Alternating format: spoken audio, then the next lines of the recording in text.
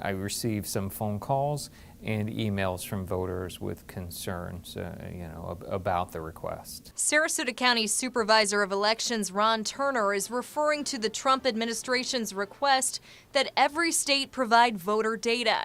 It's a request that nearly every state has denied in one way or another. And on Thursday, Florida joined that list. The Secretary of State Ken Detzner sending this letter, which reads, quote, "We cannot fully comply with your entire request," stating that driver's license information and social security numbers cannot be released under Florida law. The only thing that are not public in those voter records are your driver license number, your social security number, and your signature. The president formed the panel after widespread claims that voter fraud cost him the popular vote.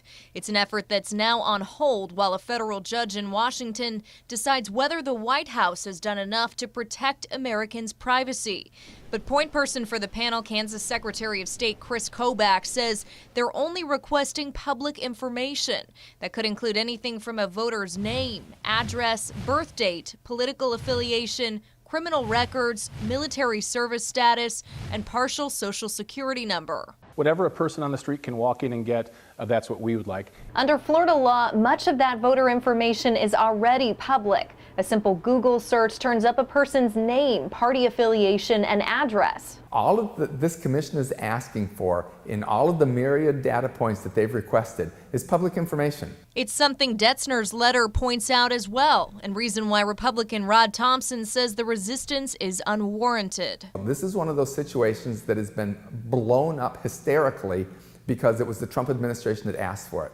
But Florida Democrats argue Detzner shouldn't fulfill any of the request. I think all voters, regardless of whatever your political party is, should be concerned because the foundation of our democracy is our vote. Vice Chair of Sarasota's Democratic Party, Kevin Griffith, points out that the panel has yet to disclose what the information will be used for. It's different trying to collect one single national database in Washington, D.C. for the sole purpose of purging voters. And worries it could be a stealth attempt at voter suppression. The biggest issue is that they're going to overstate the problem, and they're going to use that as a pretext for passing legislation that suppresses people's votes or makes it harder for people to vote.